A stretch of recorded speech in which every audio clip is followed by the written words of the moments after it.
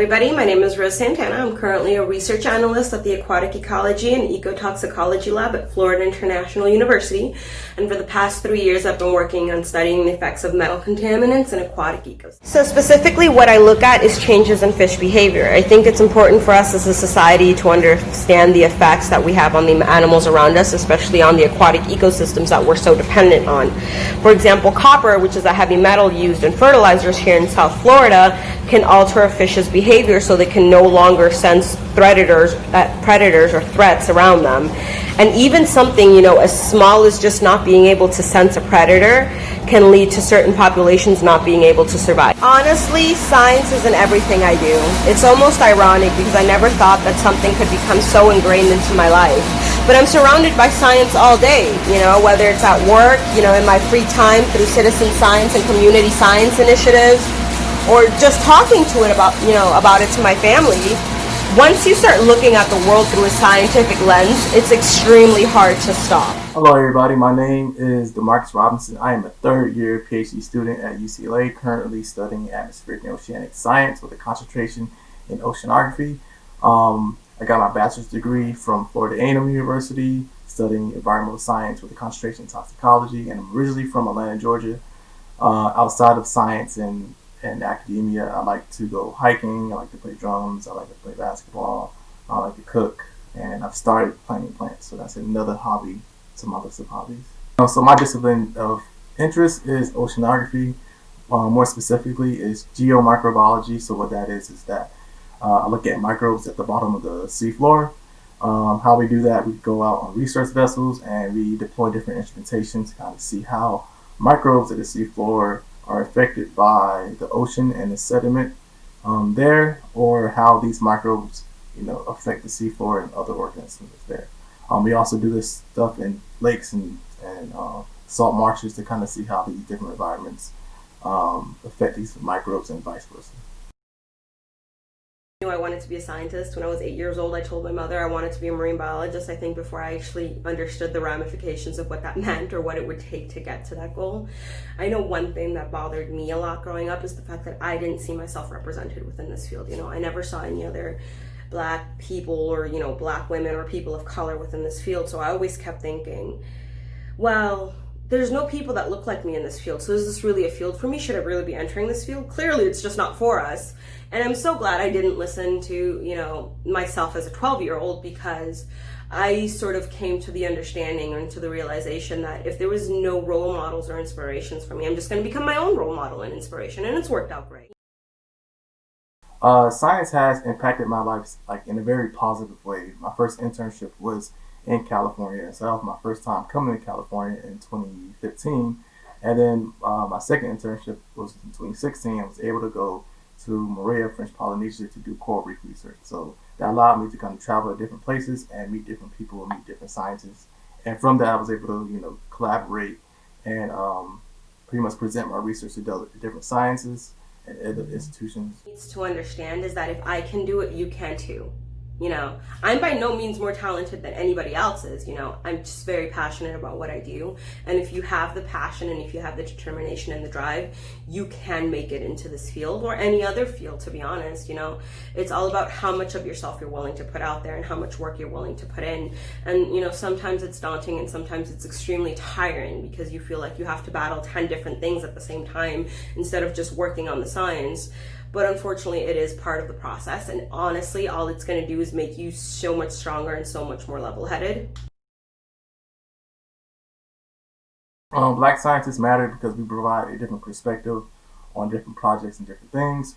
So when you start talking about research and talk about how can we investigate A, B, and C, it's always great to have a different perspective on how to address a problem and kind of how to kind of go forward with it. And that's number one. And number two is it was always great to have somebody that looks like you when you're doing this, doing science, things like that. So for marine science, we make up less than 5%. And so, not having another person that looks like you is probably, very daunting, but having somebody you can look up to and see that, hey, they're doing marine science, they're doing something totally different from kind of what the culture is, then it brings a different perspective. And it's like, hey, I can do that too. If I could give anybody one tiny piece of advice is don't pigeonhole yourself. I understand, that you might have your passions and you might be passionate about something, but don't sort of let it distort your vision. Be open to new opportunities. Be open to exploring other fields that you might not have even thought of. I came into my field purely accidentally and I've loved it ever since. So sort of try to keep an open mind, but also don't try to follow a linear pathway, especially a pathway that was laid out by someone else who does not look like you or who cannot necessarily relate, to your own individual struggles, because oftentimes it's not going to work. Yes, you might have a classmate that, has a 4.0 GPA and they're following a very specific, linear pathway to how they're going to get to their goals, but that's not necessarily always going to work for us, because we're all coming from different backgrounds with different experiences. We're not all the same, so how can we all take the same path?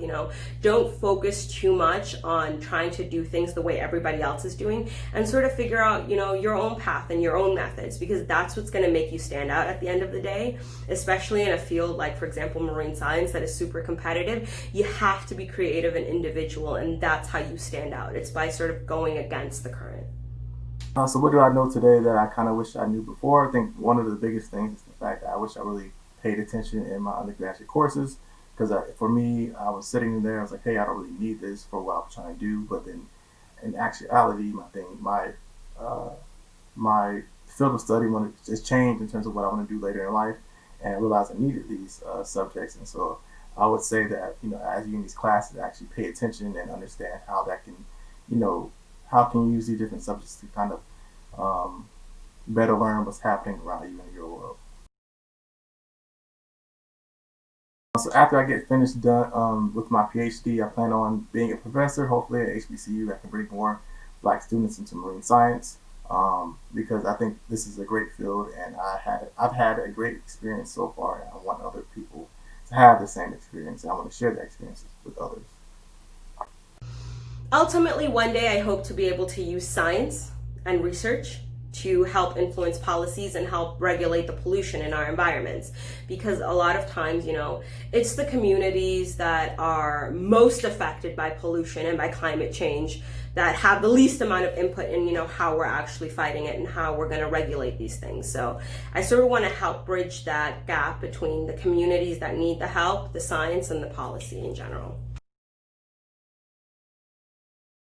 I am a radical educator because I believe when we start teaching like different subjects in different fields, we kind of teach them in silos, and that's kind of how it's always been taught. But we need to start teaching them in ways that shows the interconnection between different fields and different sub-subjects. So you can't talk about arts without talking about science. You can't talk about science without talking about math, and so on and so forth. And so the reason why it's important, because when you kind of get older and you start seeing how the world works, you'll see that everything's interconnected. So, if one action happens, it's going to affect another action or another thing. And so by having an idea and the background knowledge about, different fields and subfields and things like that, allows you to make a better decision and kind of have a holistic view on the world and how that interplays in your life. I'm a radical educator because we have to be. I'm not gonna lie, sometimes it's not easy. It can be extremely tiring sometimes, and you're gonna have days where you don't feel like you belong or where you're not meant to be a scientist. But just remember that those are the days when we just decide to bring our own chairs when they won't offer us a seat at the table. But we definitely need more people of color, we definitely need more Black people within this field, because representation matters. We have a chance to sort of change it and give that next generation people, who they can relate to and people who they can look up to, and, people who they're like, yes, this person looks like me, this is a field that is for me. We have sort of the opportunity now to sort of make that flip and serve as an inspiration for the future generation, which I think is awesome. Thanks for joining STEAM Urban for the Power of Black Scientists. Thank you for joining STEM Urban for the Power of Black Scientists.